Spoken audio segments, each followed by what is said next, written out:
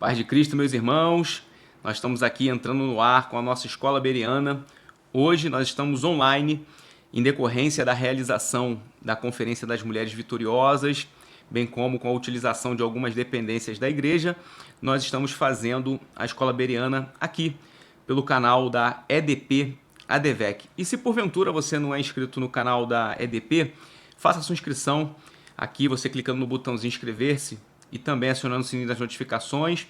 Não deixe de curtir, comentar e compartilhar, porque sempre que a Escola Bereana ela é através de uma transmissão online, única e exclusivamente, não temos a aula presencial, aqui nesse canal você consegue acessar o conteúdo da lição pertinente à semana seguinte, que vai ser ministrada nas igrejas.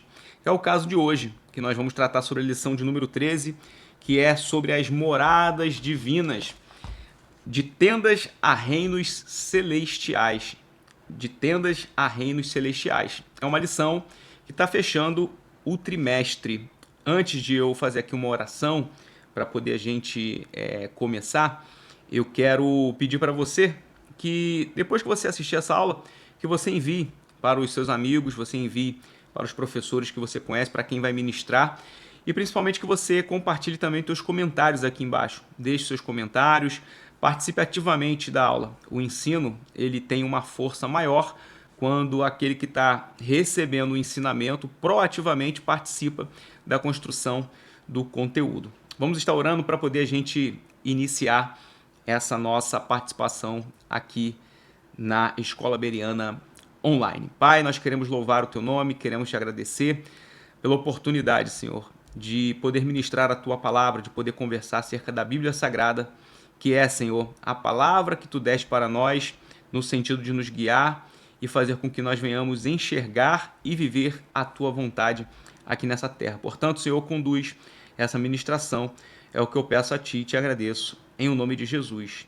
Amém e graças a Deus. Eu sou o pastor Edvanei Fernandes, eu sou vice-superintendente da Escola da Palavra, da ADVEC, Assembleia de Deus Vitória em Cristo, e hoje estou aqui para poder conversarmos sobre a lição de número 13, as moradas divinas de tendas a reinos celestiais. E eu disse para você conversarmos por causa de quê?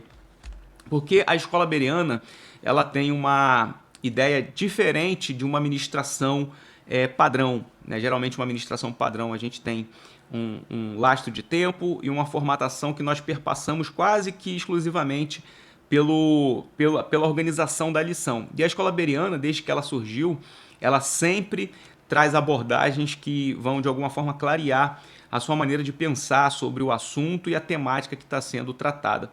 Portanto, sinta-se à vontade aqui de você deixar os seus comentários, porque depois da aula, certamente eu terei o prazer, se você comentar, trouxer argumentos importantes, participações importantes, da gente depois tratar aí nos comentários de alguma coisa, responder algum comentário, às vezes uma dúvida, ou às vezes você vai trazer alguma coisa que eu vou entender como algo que eu preciso pesquisar para poder abranger aqui o meu conhecimento dentro dessa lição de número 13. Por certo, para a gente terminar o trimestre, é necessário a gente pensar um pouco na temática que a gente estudou e na construção que nós fizemos até aqui. Então essa temática da tipologia bíblica, ela é muito importante. Importante por quê?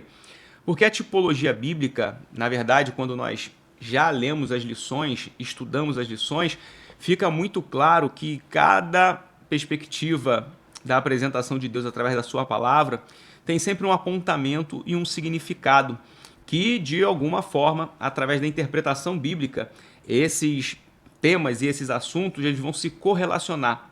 Então, há uma correlação dentro dessas temáticas, desses assuntos. Então, a tipologia bíblica, ela de alguma forma, ela nos ajuda, porque a sistematização, através da teologia, ela nos apresenta uma possibilidade de identificação. Então, assim, alguém teve o trabalho que eu e você também devemos ter ao ler e estudar essas lições, que é de enxergar como que há a correlação entre fatos, entre eventos, entre objetos, entre pessoas, no Antigo Testamento, que apontam para eventos e fatos e personagens do Novo Testamento. Então a tipologia bíblica ela precisa ser trabalhada sobre o aspecto da interpretação bíblica.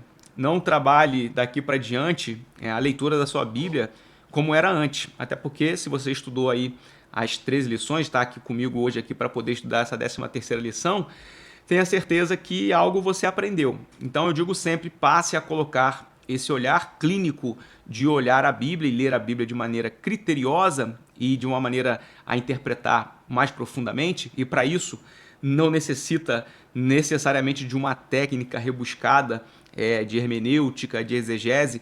Eu estou falando para você de leitura simples. Leitura simples. O que é uma leitura simples? Uma leitura que você faz, às vezes até de maneira repetida, pausada, a ponto de você compreender as frases, as palavras e buscar de maneira subsidiária informações que venham complementar a tua interpretação. Mas basicamente uma leitura bem feita.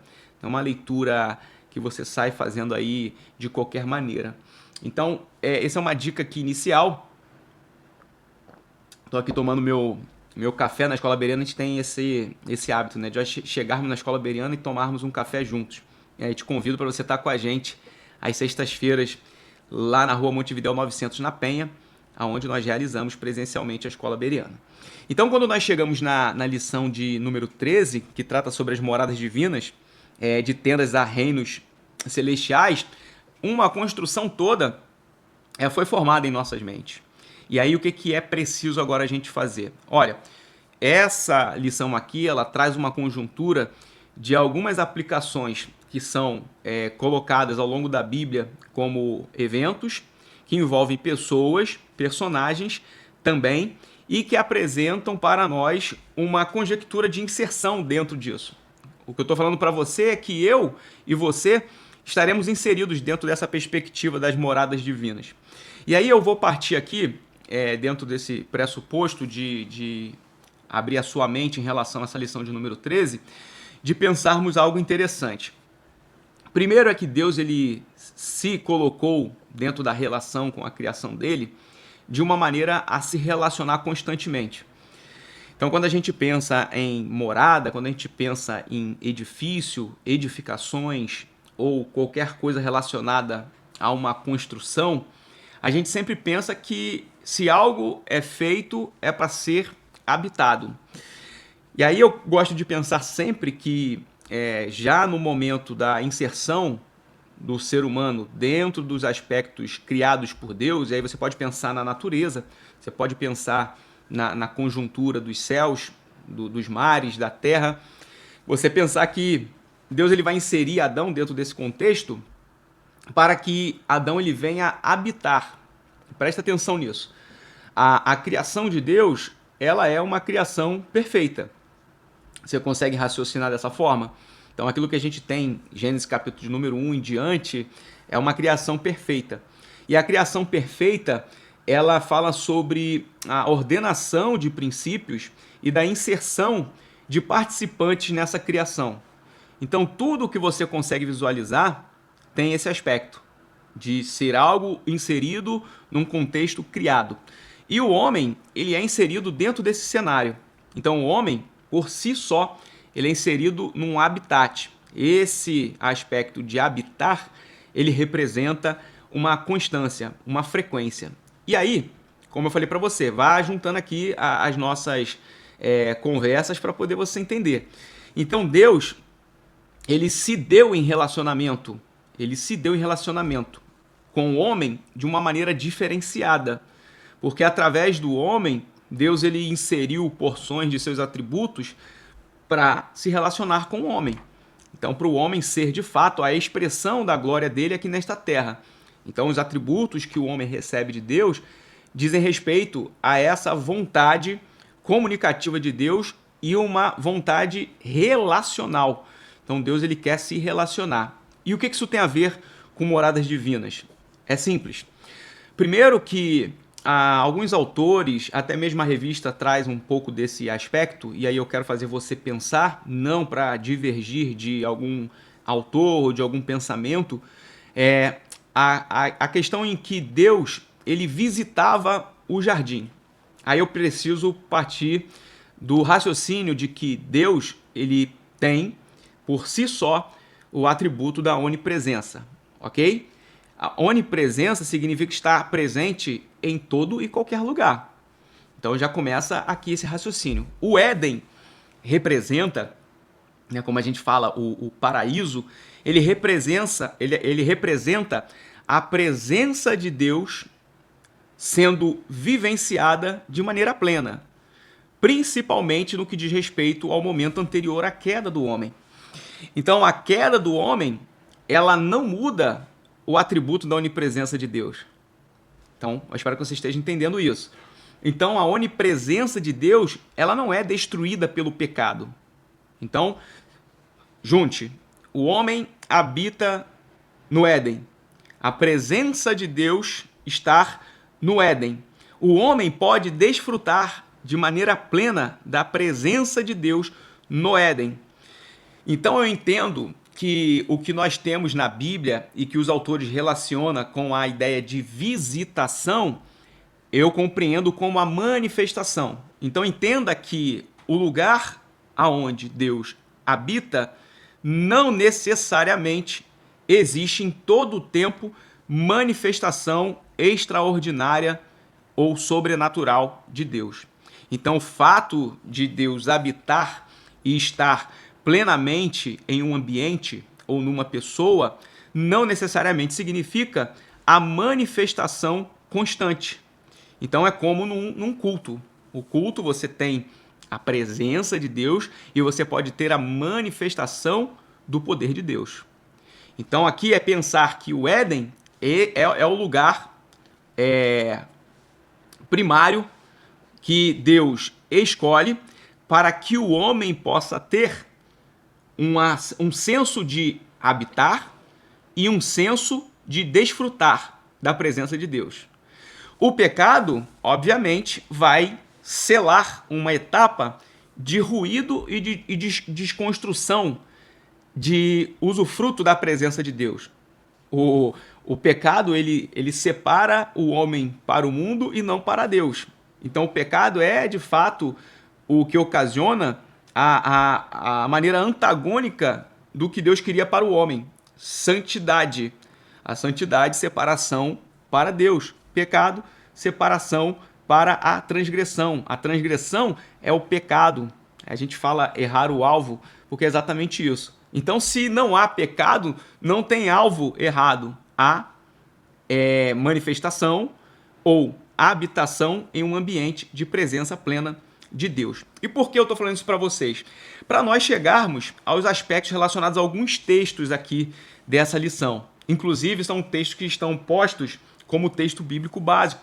Eu não vou ler todo o texto bíblico básico, vou frisar para você algumas coisas para você entender. Então, tendo esse amparo de pensamento aqui em relação ao Éden, em relação à habitação, em relação à presença de Deus e também ao ponto crucial do pecado que desconecta dessa presença plena de Deus e de manifestação principalmente, porque Deus, na sua onipresença, você já entendeu esses aspectos. Então aí há uma mitigação da manifestação de Deus em relação ao homem, porque a corrupção entra no cenário criado. E aí alguns textos interessantes aqui vão começar a formatar a nossa ideia para poder pensar nos tópicos da lição, que aí a gente vai trabalhar aqui de uma maneira diferente para poder você entender. Nós basicamente vamos separar aqui sobre os ambientes ou pessoas que estão relacionadas a essa ideia das moradas divinas, de tendas a reinos celestiais, e aí você vai entender.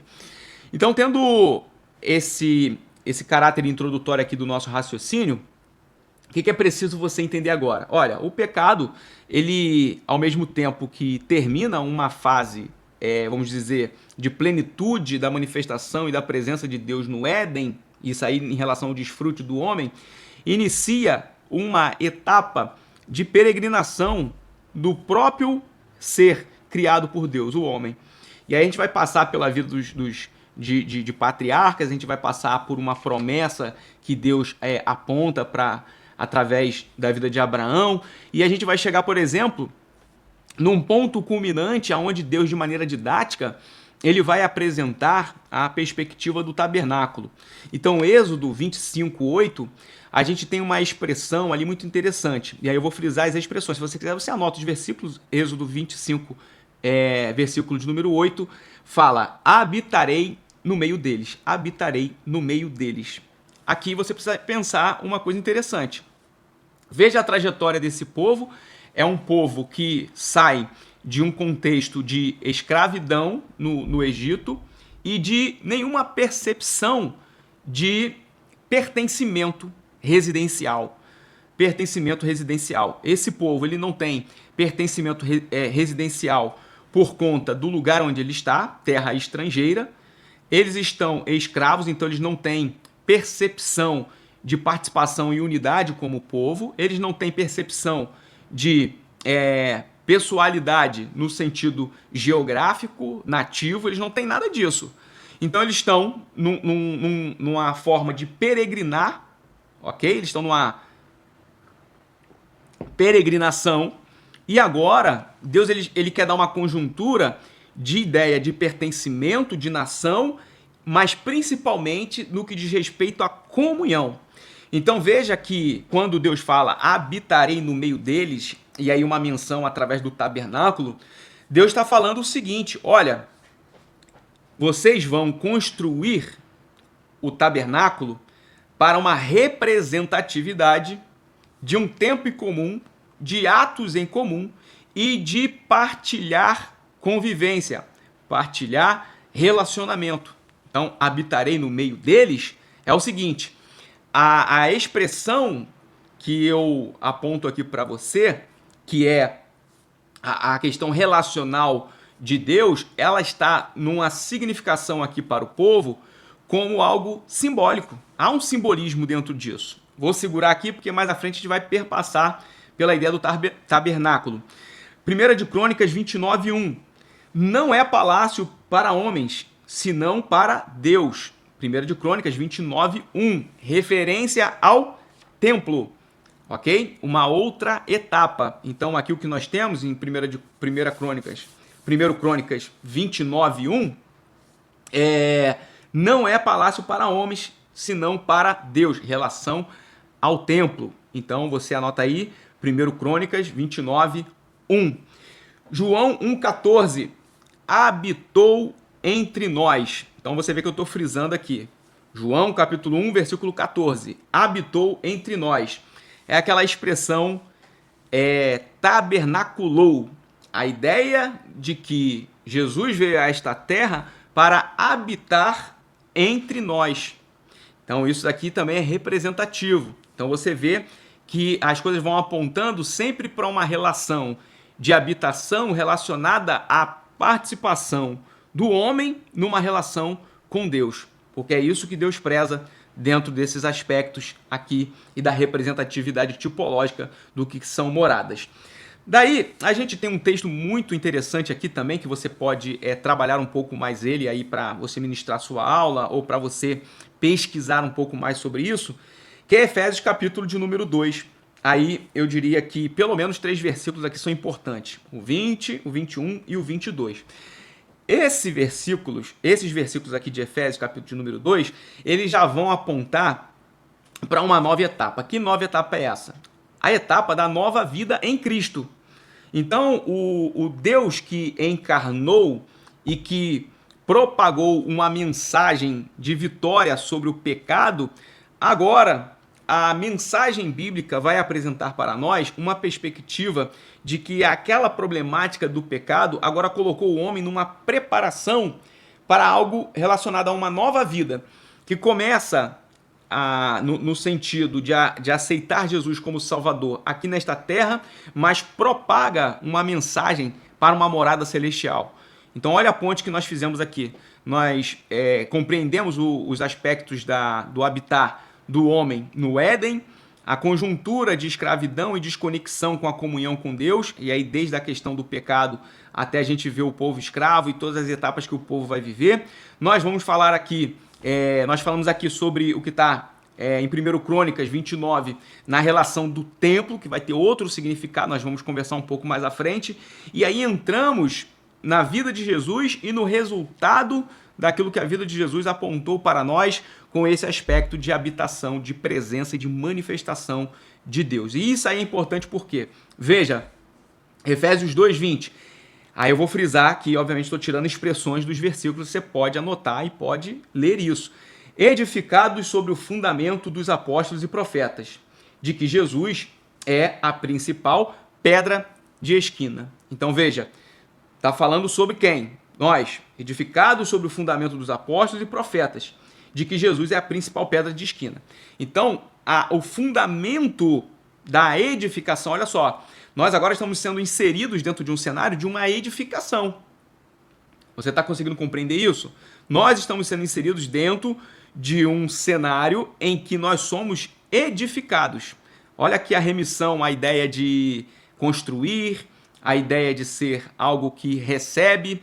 Eu gosto muito de usar a ideia do recipiente, no sentido de que, enquanto recipientes, aqueles que recebem algo ou que são preenchidos de algo, eles são, de alguma forma, construídos para isso. Então, edificados sobre o fundamento dos apóstolos e profetas, de que Jesus é a principal pedra de esquina. Versículo 21 de Efésios 2. Todo edifício bem ajustado cresce. Olha a perspectiva de progressão e de construção. Todo edifício bem ajustado cresce. Cresce, então, está falando de um prolongamento de crescimento. Então, mais uma ideia em onde que a tipologia vai apresentar um cenário de morada, da habitação, da presença de Deus, com um aspecto relacionado à construção, à morada, à casa ou qualquer coisa do tipo que você, enquanto ser humano, possa ter a perspectiva de entender isso. É para isso que serve a tipologia bíblica, é para isso que serve a gente ler a Bíblia e interpretar como que a Bíblia nos mostra e como que a gente pode, através de uma leitura mais aguçada, uma leitura mais reflexiva, uma leitura mais cautelosa, uma leitura com mais cuidado, uma leitura com zelo, a gente começar a entender isso aqui. Então, todo edifício bem ajustado cresce. Cresce para templo santo no Senhor. Então você vê aqui que há uma representação e uma inserção minha e sua dentro do cenário daquilo que está prefigurado no Antigo Testamento. Então, quando Deus trabalha o aspecto do tabernáculo, do templo, ou fala sobre a nova vida, ou fala sobre a conjuntura de Cristo ser o Deus que vai encarnar e viver entre nós, o apontamento é para que o entendimento se volte para as nossas próprias vidas como essas moradas. Então, aqui é algo importante de você entender, e você já vai ver o quanto isso é importante. Versículo 22, edificados para a morada de Deus no Espírito. Então, edificados para a morada de Deus. Eu fiz essa parte aqui. Edificados para a morada de Deus. O que nós temos aqui? A ideia de edificação perpassa por um aspecto de prolongamento e constância de crescimento. Isso fala sobre a nossa vida cristã. Assim como o uso da tipologia para falar sobre moradas divinas, fala sobre um aspecto de histórias ao longo do texto bíblico e fala sobre a própria recomendação de Deus para determinadas construções, a gente tem essa ideia de relacionar a questão do que é material relacionado à própria nossa vida e também com questões espirituais. Então aqui eu selo para você algumas das etapas em que nós podemos ver a representação desses aspectos de habitação que tem a ver com moradas. Embora a revista traga a partir do aspecto do tabernáculo, e você vê que eu não entrei em detalhes do tabernáculo, por quê? Porque isso foi estudado. Né? Se você for ler a lição 3 ali, você tem vários aspectos relacionados ao tabernáculo, depois você tem detalhes sobre o tabernáculo, então não é a ideia aqui. Mas aí eu trouxe para você pensar no Éden como o habitar, o ambiente de presença plena, então é estabelecida para o homem enquanto ser criado à imagem e semelhança de Deus. Então, embora a conjectura de alguns autores pensar que havia apenas a visitação, eu lembro para você, Deus onipresente, visitação, aspectos relacionados à manifestação de Deus.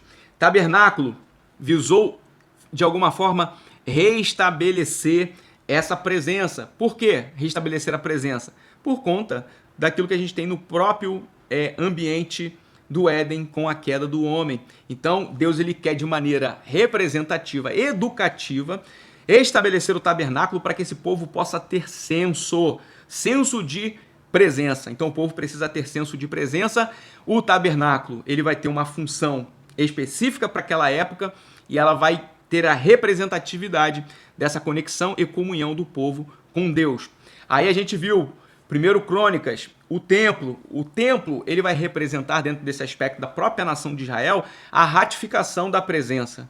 Então, até que a gente vai ver aqui já, você vai entender isso. O tabernáculo ele era móvel, porque o povo estava peregrinando. O templo, o povo já estabelecido como nação, ratifica essa perspectiva de presença. Depois, a gente falou sobre Cristo. Cristo é a presença de Deus encarnada, porque seria subjetivo nós pensarmos no ser divino, ok? O ser humano tem esse problema, é por isso que Deus trabalha muito os aspectos da fé, porque o ser humano tem problema de ter a compreensão do que é presença de Deus. Então eu digo que Deus ele sempre nos dá uma ajuda na nossa compreensão, tanto na escrita da palavra, quanto nos eventos que a Bíblia nos apresenta. Então Cristo é a presença encarnada. Aí nós temos aqui dois aspectos que eu faço uma junção. E aí eu já falei aqui, você já entendeu, que é a igreja e cada um dos discípulos de Cristo. Então eu digo que a igreja traz a representação daquilo que o seu Jesus é constituído, a gente vai falar sobre isso mais à frente, é o Deus conosco. A igreja, enquanto corpo místico de Cristo, desfruta da presença de Deus. E cada discípulo, que aí eu digo cada discípulo, é o crente em unidade. Então eu não consigo compreender, por exemplo, como que uma pessoa abdica da vivência em unidade com o corpo de Cristo, porque não há ter como um membro de um corpo separado do corpo. Então, cada discípulo, que aí eu coloco a representação aqui, cada discípulo é um crente em unidade. Não há como ter alguém em unidade separado do corpo. Então, é a representação de Deus em nós. Então, aqui é um avanço, porque a própria presença do Espírito Santo, aquilo que Jesus fala sobre o Paracleto, o Espírito Santo como o outro consolador, ele representa isso, não somente Deus conosco, mas Deus em nós. Então é só você imaginar. Então esse é o poder da igreja, que é o corpo místico de Cristo participando da comunhão com Deus, e de que cada discípulo compreenda que ele, estando em unidade, ele vai desfrutar desse aspecto da presença de Deus nele. Isso aqui é algo muito interessante. E aí eu coloco mais uma vez aqui essa reflexão para você entender. Então no Éden, Deus visitava ou Deus residia? É uma pergunta para você responder aí nos comentários, por exemplo. Porque eu não vou te dar resposta, porque eu já construí aqui um argumento bíblico para o que eu estou falando e até também teológico. Então no Éden, Deus visitava ou Deus residia? Uma pergunta. Aí a outra pergunta aqui. Aonde Deus reside? Aí é uma pergunta para você fazer e abranger, inclusive, os aspectos da sua própria vida. Então, assim, onde que Deus reside? Deus reside somente em lugares construídos? Deus reside em lugares não construídos? Em lugares rurais? Em metrópoles? São perguntas para você fazer. O que representa o aspecto da residência da presença de Deus naquilo que são as coisas criadas? Então, onde Deus reside? Aí outra pergunta, como e onde Deus escolhe se manifestar? Então, se há a perspectiva de moradas, e as moradas aqui você já viu que não tem só a ver com edificações materiais, tá certo? Então, onde que Deus e como ele escolhe se manifestar? Então, quais são os lugares e como Deus escolhe se manifestar? Aí você sabe, e eu repito aqui, Deus ele é onipresente. Então você pode fazer o raciocínio dentro do que eu estou perguntando para você, pode colocar seus argumentos aqui, você pode colocar as passagens bíblicas que você quer firmar para esse aspecto. E aí dentro disso, a gente precisa aqui subdividir a lição dentro desses aspectos. E aí a lição ela traz isso, eu trouxe o raciocínio aqui sobre o Éden para poder você ilustrar esse pensamento. Mas aqui a lição ela traz basicamente o tabernáculo, o templo, Cristo e a igreja. Então, tabernáculo, templo, Cristo e a igreja. E aí você viu que eu também inseri lá no começo a perspectiva do Éden, e dentro do aspecto igreja eu inseri você e me inseri. como discípulo que faz parte da unidade do corpo místico de Cristo. Então, o crente em unidade, que é cada um dos discípulos que desfrutam da presença de Deus em si mesmo, tá certo? Então, aí a revista ela traz aqui os pontos onde eu me alinho aqui com a lição em si, com a estrutura da lição, mas você vai ver também que eu vou inserir principalmente o ponto 2 e o ponto 3 dentro desse aspecto singular de cada um desses, como é que eu posso dizer, cada um desses eventos, personagem ou lugar mencionado na revista. Cito novamente tabernáculo, templo, Cristo e igreja. E aí você pensa de maneira mais abrangente e não tão específica no sentido material em si para você entender.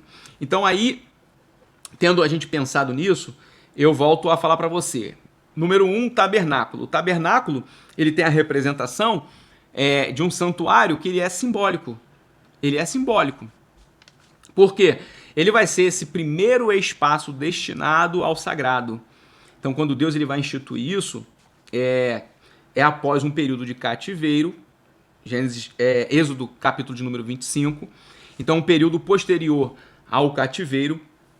E Deus ele vai trabalhar isso pelo aspecto da comunhão com o povo. Então, o tabernáculo, ele até no significado do hebraico, ele fala sobre moradia.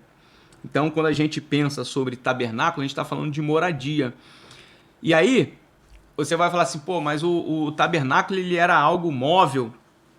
Sim, essa palavra tabernáculo, no latim tabernáculo, significava exatamente isso.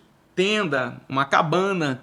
Porque qual era a ideia? O povo está peregrinando e se o santuário simbólico é o tabernáculo, esse tabernáculo ele precisa ter mobilidade, porque ele é representativo. Então, o tabernáculo por si só, ele não é a habitação de Deus em caráter literal. Você está entendendo isso que eu estou falando para você? Então, o tabernáculo, ele é colocado, inserido na história do povo como um santuário simbólico. Eu disse para você, Deus ele é um Deus didático e educativo. E aí, eu já expliquei lá no início, o povo necessitava disso por vários aspectos. Conjectura de identidade, de pertencimento geográfico, de comunhão, de relação, de tudo isso. Então esse tabernáculo ele era portátil e ele tinha uma função muito clara. A função de que aquilo ali representasse, olha só que interessante, representasse e fosse um lugar de recepção da manifestação da glória de Deus. Agora você já entendeu lá o Éden que eu expliquei para você. Não fica claro isso? Então, eu costumo explicar dessa forma, por quê? Porque quando você escuta que Deus visitava o Éden, aí você pensa assim, aí você lembra até de uma questão da sua casa e tudo mais, visitar. Então você fala de uma aparição esporádica ou de uma permanência esporádica. Então eu penso sempre nessa situação aqui. Então, a manifestação da glória de Deus dentro do aspecto do tabernáculo, que é a chamada Shekinah, Êxodo capítulo de número 40, representa exatamente isso, manifestação. Então, é habitação ou aquele que habita. Manifestação daquele que habita. Então, eu acho que você começou a entender isso aqui. Então, o que é que Deus queria com o tabernáculo? Aí é simples, a gente já consegue ver dentro disso o objetivo de Deus. O objetivo de Deus nada mais era do que mostrar um modelo celestial na Terra. Então, por isso que a revista ela vai trazer essa conjuntura de primeiro separar o tabernáculo, o templo, Cristo, a igreja, e depois ela vem falar sobre a questão da arquitetura. A arquitetura divina dentro desse aspecto, na verdade, é como que Deus queria representar algo celestial no aspecto terreno. Então, esse plano de Deus representando aqui o tabernáculo era basicamente isso. Olha, eu preciso fazer com que haja um modelo na Terra da minha vontade no que diz respeito aos aspectos celestial. Então Moisés, até dentro desse cenário, ele representa alguém que conduz aquilo que Deus direciona para uma perspectiva de percepção do povo. Então é por isso que o tabernáculo ele é colocado aqui exatamente dessa forma. Uma ideia de modelo celestial implantado na terra. Então, por que Deus trabalha dessa forma? Ele prepara o povo para um entendimento futuro. Então, se você for ver tabernáculo, de alguma forma, o tabernáculo é preparado não para o tabernáculo por si só. O tabernáculo ele é preparado para uma percepção futura de templo, para uma percepção futura de Jesus e uma percepção ainda mais adiante da nossa própria vida. Então você está vendo? Aí eu juntei a ideia da apresentação do tabernáculo, a conjuntura da arquitetura de Deus e a preparação. Então Deus, ele faz, ok? Ele faz de uma maneira em que a gente compreenda como que ele delinea isso na história e de como ele prepara isso para o nosso entendimento, mas acima de tudo para a nossa vivência. Isso aí é importante você ter essa percepção. Então o tabernáculo, modelo celestial na terra. Isso é básico da gente compreender. Partindo do tabernáculo, a gente tem a apresentação da ideia do templo. Esse templo que nós estamos falando aqui, aí você precisa lembrar da história. Primeiro, Davi ele vai tentar construir um templo, porque Davi era um homem muito voltado para a vida com Deus, para a comunhão com Deus. Eu acredito que isso ecoava na mente de Davi e na vida dele. O quê? Construir um ambiente. E aí, aqui, a perspectiva de Davi já não é mais a perspectiva de Moisés. A perspectiva de Moisés é o seguinte: estamos parados, estamos num lugar e precisamos agora instruir o povo acerca daquilo que Deus me instruiu. Então o tabernáculo se movia. E o templo? O templo, aqui é outra coisa. O templo aqui, ele já representa uma questão fixa, porque o povo já está estabelecido como nação. O povo está estabelecido como nação, o povo está numa monarquia, o povo agora precisa entender que não é somente a situação relacionada aos altares. Você sabe que isso é tratado, principalmente nessa fase aqui, que a gente fala, é melhor obedecer do que sacrificar. E o que paira por aqui para nós refletirmos sobre isso? E aí é um raciocínio aqui que eu tenho quando eu leio a Bíblia. Primeiro, nessa conjuntura aqui, você pode perguntar, pastor, tinha já nessa época algo relacionado à liturgia, porque havia muita construção dos altares, havia de alguma forma a possibilidade de entregar algo a Deus em sacrifício, expiar pecado, oferecer sacrifício. Por quê? Existia isso naturalmente dentro desse cenário porque era uma conjuntura da própria cultura. E aí eu estou falando no sentido de cultura porque isso veio, obviamente, do que você conversou comigo aqui anteriormente. Então essa prática do altar me remete a uma coisa interessante. O altar, ele é uma parte da vida daquele que vive na presença. O altar é uma parte da vida daquele que vive na presença. Por quê? Ele representa um lugar de oferecimento, de sacrifício. Agora, o templo, ele tem outro significado dentro disso. O templo, ele é a completude da vida daquele que obedece.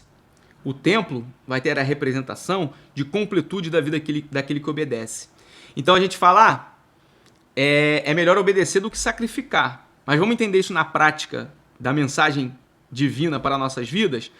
O altar é uma parte da vida daquele que vive na presença, ok? Representa o lugar de entrega, de sacrifício e tudo mais. Mas a vida na presença não é 100% altar. Compreende isso? Então olha só a perspectiva de Deus com a representação e a questão da tipologia através dessas moradas aqui. Deus está mostrando para a gente o seguinte, olha, o templo, na verdade, é a representação da completude da vida na presença e não parte daquilo que nós vivemos na presença. Então, por isso que Deus, ele vai, eu digo, já que Davi era um homem segundo o coração de Deus, Deus está internalizando isso na vida de Davi. E é por isso que eu entendo que Davi ele vai ansiar por isso. Segundo Samuel, capítulo de número 7, Davi ele vai intentar isso. Mas Davi, ao mesmo tempo, ele vai ter a certeza e a direção de que, olha, eu posso até tentar fazer o templo, mas essa história vai ficar para Salomão. Então, 1 Crônicas, capítulo 17, aí a história é com Salomão. Aí Salomão vai construir o templo. Por quê? Esse pensamento aqui que eu fiz com você, e eu acho que você entendeu muito bem, e eu vou repetir para você que o altar, ele representa a parte da vida daquele que vive na presença. E o templo é a completude da vida daquele que vive na presença. Por isso, a obediência em todo tempo, em todo lugar. A obediência em todo tempo, em todo lugar. Porque a obediência fala de reconhecimento da presença. Quando você tem reconhecimento da presença de Deus, tu não vive em pecado. Já parou para pensar nisso? É igual você pode estar sendo tentado. A tentação é a indução de Satanás ao pecado. Ou a indução das nossas inclinações carnais para o pecado. Porque não é somente Satanás que nos imputa a tentação. Nós podemos ser expostos a aspectos que nos induzem ao pecado por conta da nossa inclinação da carne. Então, a obediência em todo tempo e em todo lugar representa presença em completude. A ideia é de que nós estamos sendo essa morada. Nós estamos aqui ainda no templo, mas eu quero que você entenda isso daí. Então, pense nisso, tá? O altar, ele é parte da vida daquele que vive na presença. E o templo representa a completude da vida daquele que vive na presença. Por quê? Isso tem a ver com a obediência. Obediência em todo tempo e em todo lugar. E aí você começa a ter mais sentido do que são esses lugares. Tabernáculo, templo, isso tudo faz um significado diferente. Agora, por que isso? Aí tratando da conjuntura, da arquitetura de Deus. Deus, ele quis, através do templo, e aí ele possibilitou isso a Salomão, que o templo fosse um alicerce de santidade. Alicerce de santidade. Então, alicerce fala de fundamento, fala de base, fala de possibilitar a estrutura, porque o alicerce ele possibilita a estrutura. Então, é isso que Deus está transmitindo aqui. Agora, para que isso? Para uma preparação. Então, você vê, a gente trabalhou aqui tanto o aspecto da arquitetura de Deus, como também os aspectos da preparação. Porque Deus ele vai sempre apontando, e é por isso que você tem que ler a Bíblia, e já que você está aprendendo tipologia, isso vai te ajudar. A revelação ela se dá de maneira progressiva. De maneira progressiva em que, progressivamente, aquilo que é revelado testifica o que dantes já havia sido. Então a tipologia nada mais é do que isso. Progressão da revelação de Deus, onde os fatos apontados em dado momento como vindouros, ao acontecerem, representam aqueles que dantes o prefiguraram. Se você quiser, você volta o vídeo aí para anotar isso. Isso é importante para poder você entender, porque a revelação é progressiva. Então Deus não trabalhou o templo como alicerce de santidade de uma forma à toa. Preparação para o que a gente pode, aqui na sequência, entender com a figura do Senhor Jesus Cristo. E aqui é um ponto culminante de nós entendermos a tipologia bíblica no que diz respeito às moradas, pelo seguinte: esse templo construído por Salomão, 587 a.C., a gente sabe, o domínio do Império Babilônico leva com que o Império Babilônico venha destruir não somente o templo, mas a conjuntura de Jerusalém como um todo. E aí, mais uma vez, a gente vai ver o quê? De alguma forma, o ser humano ele tende a ver coisas que representam como sendo aquilo que, na essência, não pode ser colocado como uma questão material. Então, deixa eu repetir aqui para você. O ser humano ele é tendencioso a achar que o que representa é o que é de fato. E não é. Então, uma coisa representa a outra não significa que é o que ela está representando. Então, por mais que o tabernáculo, por mais que o templo, por mais que o Éden, por mais que eu, por mais... Olha, representação, ok? Representação. Porque a presença de Deus não se estabelece por si só na dependência de algo material. É isso que você precisa entender.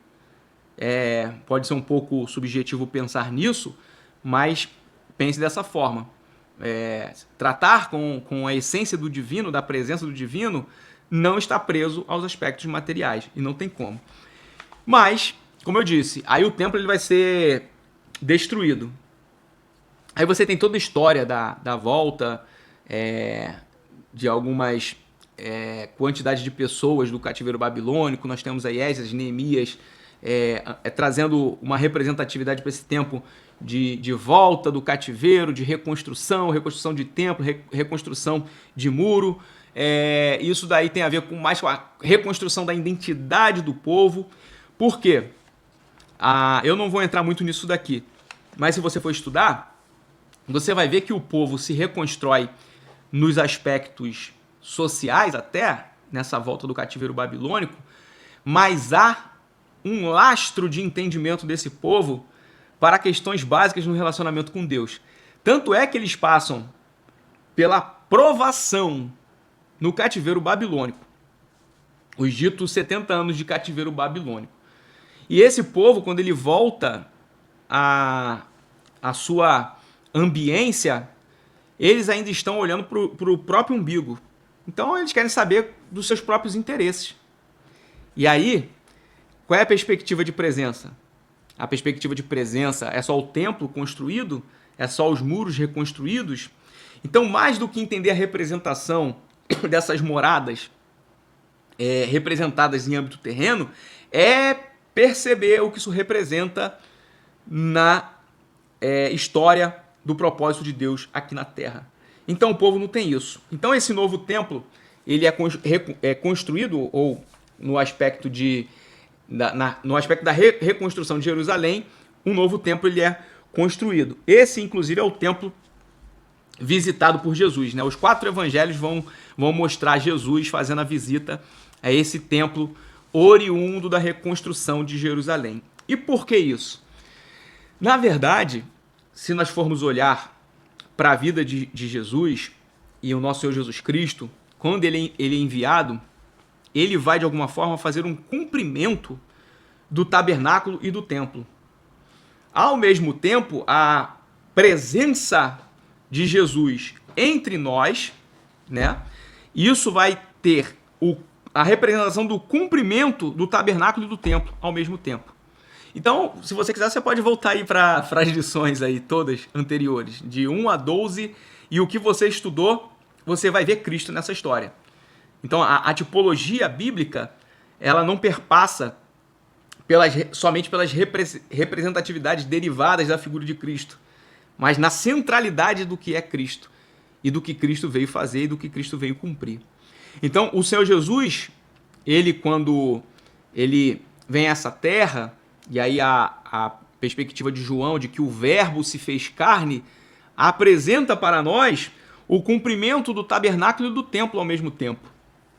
E aí, mais interessante do que isso, como eu falei para você, até a própria vivência de Jesus no caráter da cultura da época, e eu falei aqui, ele foi ao templo e tudo mais, representa não somente o cumprimento do tabernáculo e do templo, mas o propósito do tabernáculo e do templo. Aqui ficou legal o negócio. Por quê? Jesus aqui, aí dentro da arquitetura, né? Desculpe, a revista traz essa ideia da arquitetura de Deus, né? A arquitetura e a preparação. Então, dentro da arquitetura, o que é Jesus dentro desse aspecto aqui? Se ele cumpriu o tabernáculo, se ele cumpriu o templo, foi simples de entender. Jesus, ele é, dentro da arquitetura divina, o templo vivo. Jesus é o templo vivo dentro dessa história. E aí, o que a gente precisa compreender? Mateus capítulo de número 1, 23, a gente tem aquela ideia de pensar e de aprender sobre Deus conosco, Deus Emanuel, que é a expressão para a representatividade de Jesus em nossas vidas. Mais do que cumprir o tabernáculo e o templo, o que Jesus faz é um apontamento para a vida eterna. Por quê? Aí agora você vai gostar disso daqui. Por quê? Na verdade, o que Deus a todo tempo na história esteve mostrando com essas representatividades de moradas ou de templos, ou de tabernáculo no aspecto terreno, ou da habitação lá no Éden, é um apontamento não para o início, para o meio ou para o fim do propósito de Deus aqui na Terra. Deus está falando através de Cristo como o templo vivo da conjuntura da vivência do homem na eternidade. Então aí, o que a gente fala sobre isso daqui? É por isso que a igreja ela se instaura dentro desse cenário naquela perspectiva do que eu falei para você. Qual é a ideia? A igreja ela é a continuidade de tudo que nós conversamos aqui sobre o aspecto do tabernáculo, do templo, das instruções de Jesus, do que Jesus era, do que Jesus apontou e do que Deus tem para nós na eternidade. Então a igreja, e aí eu queria que você abrisse a sua Bíblia, 1 de Coríntios, capítulo de número 12, aqui a gente vai ler alguns versículos agora no final. Olha, depois da aula eu vou ver os comentários, hein? Se eu souber que você viu a aula, não comentou, não conversou aqui comigo, porque senão fica uma aula solitária. Lá na Escola Bereana Presencial a gente tem esse bate-papo aqui. Então eu quero saber se você vai comentar, eu vou vir aqui depois e vou ver isso. 1 de Coríntios, capítulo de número 12, versículo de número 27. Vou ler aqui o 27. Ora, vocês são o corpo de Cristo e cada um de vocês individualmente é membro do corpo de Cristo. Vocês são o corpo de Cristo e cada um de vocês individualmente é membro desse corpo, o corpo de Cristo. Então, olha só. Primeiro, nós somos participantes de um corpo. Mais do que isso, somos membros de um corpo. Então, individualmente, nós devemos estar alinhados com o corpo. Lembra que eu falei da figura da unidade? Então, olha só. A igreja, na verdade, ela não vive sozinha enquanto instituição, nem nós vivemos sozinhos para ser igreja individualmente. Olha que interessante. Então, que papo é esse de é igreja online? Não tem esse negócio de igreja online. Tem como ter igreja online. Por quê? Vocês são o corpo de Cristo e cada um de vocês individualmente é membro do corpo. Então, não tem como ser membro do corpo separadamente. Precisa haver comunhão, adoração, de maneira conjunta, de maneira participativa, em que cada um representa um indivíduo, mas que somente no corpo você tem a representatividade de ser, de fato, o corpo místico de Cristo, a igreja. Lembra que eu falei? Então, cada discípulo é um crente em unidade. Eu não conheço esse negócio de discípulo que não está em unidade com o corpo. Então, não é discípulo. Não tem como. 2 de Coríntios, vai lá. 2 de Coríntios, capítulo de número 6, versículo de número 16. Que acordo há entre o templo de Deus e os ídolos? Pois somos santuários do Deus vivo. Como disse Deus, habitarei entre eles e entre eles andarei. Serei o seu Deus e eles serão o meu povo. Portanto, saiam do meio deles e separem-se, diz o Senhor. Não toque em coisas impuras. Aqui é a sequência até o final do capítulo 6, eu não vou ler, mas frisando isso aqui. Então, olha só. Santuário do Deus vivo, como disse Deus. Habitarei entre eles e entre eles andarei e serei o seu Deus. Então, qual é a ideia? Continuação do aspecto do tabernáculo. Então, a igreja que tem Jesus como o seu Senhor, que Jesus representa o templo vivo, nada mais é do que a continuidade dos aspectos da tipologia bíblica referente às moradas, que vão se enquadrar num aspecto representativo na Terra para falar sobre questões do mundo espiritual. E aí, qual é a conjuntura da arquitetura de Deus dentro disso? Olha só, isso aqui é algo fantástico isso daqui. Isso aqui é uma coisa, eu diria, a Bíblia é uma coisa muito linda. É algo emocionante pensar na Bíblia. E quando eu falo assim, é até de embargar a minha voz. O pessoal sabe que eu não sou de ficar chorando e tal, e eu tenho seriam emoções que podem parecer contidas para algumas pessoas. Mas isso aqui é uma coisa muito linda. Por que é uma coisa muito linda? Porque na arquitetura de Deus, cada um de nós representamos como sendo pedras vivas para um templo espiritual. Então, imagina isso. Você consegue imaginar isso? Olha para a igreja, olha para a sua vida. Você é parte integrante da igreja. Como pedra viva, você junto com o seu irmão, junto com a irmã, junto com a sua família, junto com aqueles que congregam em Cristo, esse grupo de pessoas que trabalham os aspectos da comunhão na prática, representa, cada um, pedras vivas que fazem parte de um templo espiritual. É por isso que ninguém pode destruir a igreja. Por que não pode destruir a igreja? Porque em cada lugar que nós estamos, ok? Se nós estivermos em comunhão com Deus, com os nossos irmãos, partilhando da presença de Deus, nós estamos construindo um verdadeiro templo espiritual, que não é feito com a mão de homens, não é feito com cimento, não é feito com tijolo, não é feito com telhado, mas é feito das pedras vivas que o próprio Deus inseriu aqui nessa terra. E eu falo isso para você por causa de quê? O templo, ele é muito importante. Aqueles que abdicam do templo, eles indiretamente estão abdicando da comunhão com Deus. Porque o templo, ele é a congregação dos justos.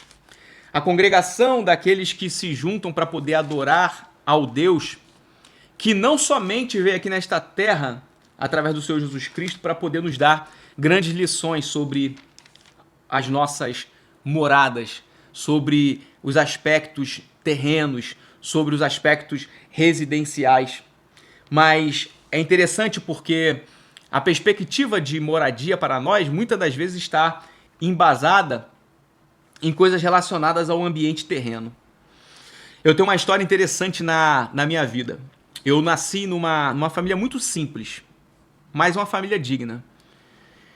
E desde que eu me entendo por gente, desde que eu passei a me entender por gente na minha infância, eu me recordo que eu morei por muitos e muitos anos, na minha infância e na minha adolescência, numa residência muito pequena. Uma residência muito pequena. Basicamente o que é chamado de quarto, sala, cozinha e banheiro. Só que, na verdade, esses cômodos eram muito pequenos. Então, praticamente o lugar onde era a sala era o lugar onde meu pai e minha mãe repousavam e reclinavam a cabeça para dormir. O lugar onde eu dormia com o meu irmão era um lugar muito pequeno que dava basicamente uma beliche, né? Não sei se você lembra ou se ainda usa esse nome, beliche, uma cama em cima da outra. A cozinha cabia muito mal a minha mãe, tinha pia, geladeira, e se você entrasse na cozinha, você ia atrapalhar ela fazer comida. E eu desde muito cedo fui uma pessoa muito sonhadora, e mais do que isso, sempre batalhei muito para poder conquistar ou de pelo menos seguir na direção daquilo que eu entendia ser uma direção de Deus. Isso antes até mesmo de ser convertido ao Evangelho de Cristo. E quando eu passei a ter um pouco mais de autonomia na minha vida e passei a buscar, né, esses sonhos que eu tinha, eu sempre mantive acesa a chama da minha família e principalmente da minha mãe, porque eu via na minha mãe uma pessoa que se entregava muito para poder fazer com que a casa funcionasse, com que ela colaborasse com as forças que ela tinha para poder manter aquela casa junto com meu pai e tudo mais. E a vida dela também foi uma vida muito complexa. E quando eu passei a tentar galgar alguns sonhos na minha vida, eu me lembro que eu sempre mantive acesa a chama da esperança na minha mãe, falando: mãe, eu vou lhe dar uma casa. Porque na minha cabeça, né, aquela pessoa que fazia comida num lugar tão reduzido, que cuidava, que saía para trabalhar, deixava a comida pronta e que voltava e ainda trabalhava mais em casa, eu ficava assim: um dia eu vou dar dignidade para minha mãe e vou dar uma casa para ela. E aí a vida foi passando, eu e meu irmão, nós nos convertemos, começamos a viver uma vida com Deus, Deus começou a cumprir promessas na nossa casa. O meu pai se converteu antes da minha mãe, e a minha mãe relutava contra aquilo que Deus estava fazendo nas nossas vidas, não quebrantava, e eu profetizava muito na vida da minha mãe. E uma das coisas que eu profetizava na vida da minha mãe era: mãe, eu vou te dar uma casa, eu vou te dar uma casa. E aí no ano de 2017, a minha mãe, acometida de algumas questões da saúde, ela passou a ficar muito debilitada. Muito debilitada. E por certo, aquele momento ali, você pensa na vida, né, da sua mãe, você esquece tudo que você disse que iria lutar, que estava lutando, e esqueci da casa que eu falei que queria dar para minha mãe, que era um sonho e tal e tudo mais. E a minha mãe, durante esses últimos 2 anos da vida dela, ela sofreu muito com a perspectiva da enfermidade, mas também nesse período, ainda com muita consciência, ela se converteu, entregou sua vida para Jesus. E no ano de 2018, a minha mãe veio a óbito. Eu lembro a minha mãe falecendo, na verdade, nos meus braços. E ali foi um momento que era a morte da parte física, mas o nascimento para um novo tempo da vida dela. E a minha mãe ali, eu digo que a morte da minha mãe foi uma ratificação de algo muito importante para a minha caminhada. E por quê? Porque a minha mãe, ela faleceu clamando o nome de Jesus. O falecimento dela representou a testificação da literal conversão dela, a entrega total de sua vida e do seu coração. Passou-se alguns meses do falecimento da minha mãe e o Espírito Santo me trouxe à memória. O que o Espírito Santo me trouxe à memória? A casa que eu prometi para minha mãe. E quando o Espírito Santo me trouxe à memória a questão da casa que eu havia prometido para minha mãe, me veio por uma fração de segundos uma tristeza. Eu olhei para minha vida e falei, como que eu poderia ter sido tão ousado em falar para minha mãe que daria a ela uma casa? Eu ainda estou lutando pelo estabelecimento de algumas coisas na minha vida. A vida material e a vida financeira ainda não me possibilita isso hoje. Quem dirá como seria ter feito isso antes da minha mãe falecer. E ali naquele momento, o mesmo Espírito Santo que me fez lembrar que a promessa de uma casa no âmbito físico e material não tinha se cumprido, foi o mesmo Espírito Santo que falou para mim, meu filho, você não deu uma casa para sua mãe no que diz respeito aos aspectos terrenos.